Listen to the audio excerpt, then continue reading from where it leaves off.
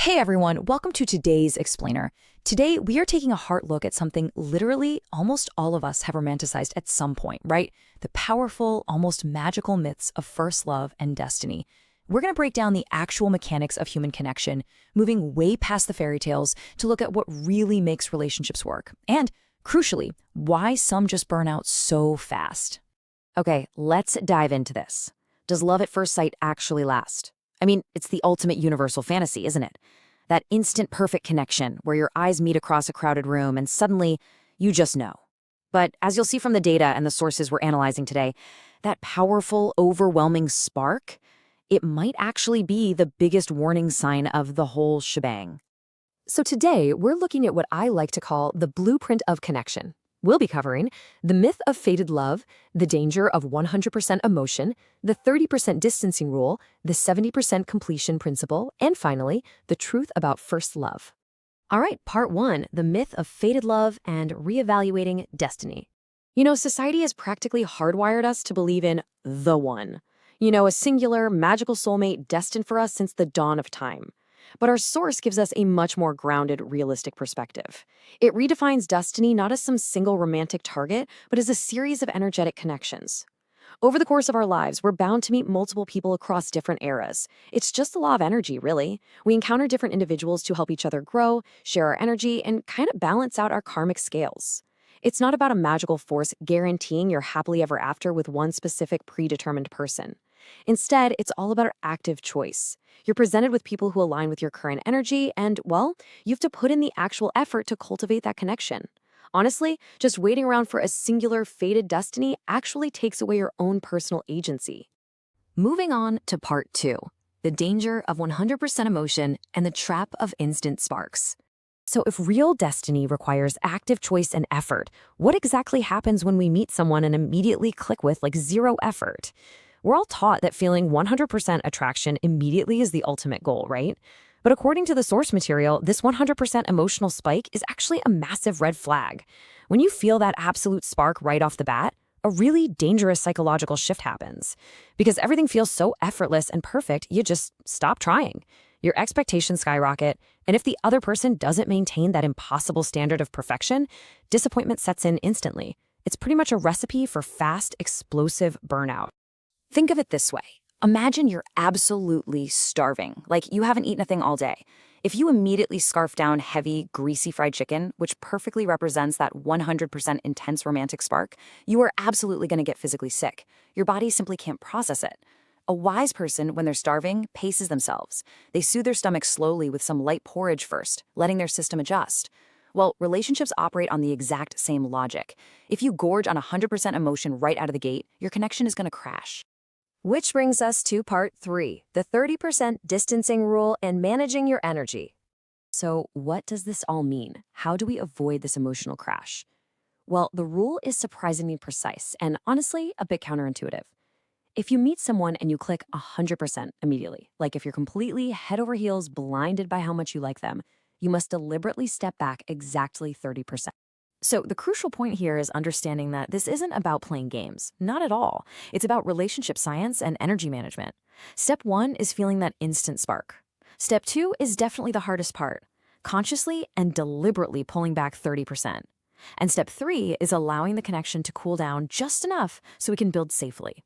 Now, you might be terrified that pulling back is going to ruin the relationship, but the source emphasizes a fundamental law. If a connection is genuine, stepping back 30% will absolutely not break it.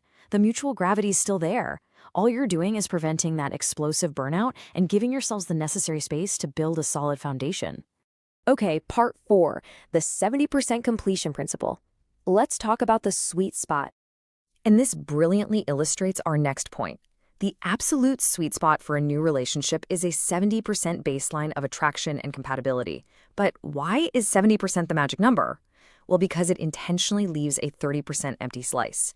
That empty space is critical, guys. It represents room to grow.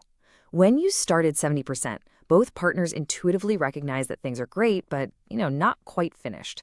Therefore, both people are naturally motivated to put in the mutual effort required to fill that remaining gap over time.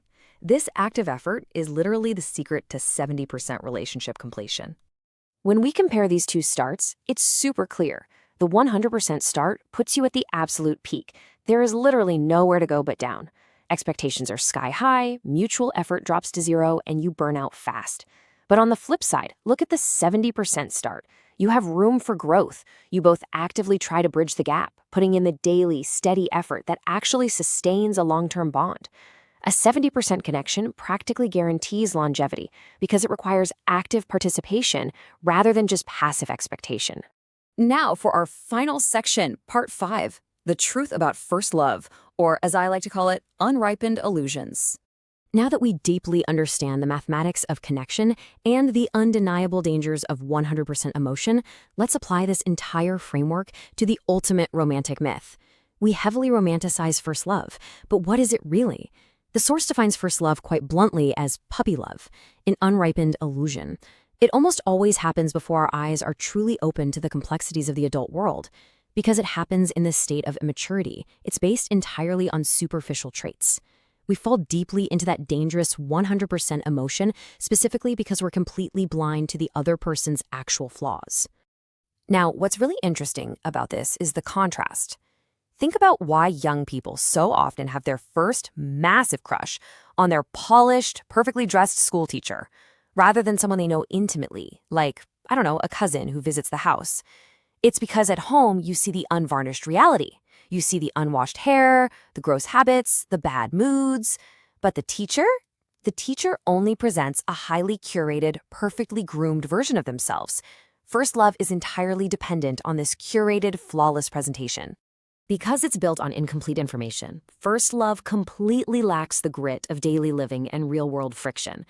The source points out that if you would actually live day-to-day with that perfect first love, seeing all their hidden flaws, the illusion would shatter instantly. For sure. This is why, in reality, first loves rarely end up as highly successful long-term life partnerships. As time passes, if you look back at that first love, you often realize they aren't thriving or as flawless as your unripened memory suggests. Which brings us to this incredibly pragmatic piece of wisdom from the source. First love is meant to be filtered out. Leave it as a memory. It sounds a bit harsh at first, I know, but it's actually incredibly freeing. First love is not meant to be your final destination. It's merely a stepping stone. It's a phase of unripened emotion that teaches you what it feels like to be drawn to someone, but it fundamentally lacks the 70% grounded reality required for a true, enduring partnership.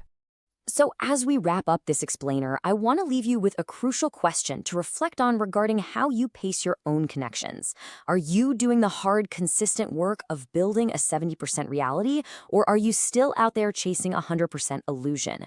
Remember, the healthiest connections don't start with a blazing, perfect fire that burns everything down.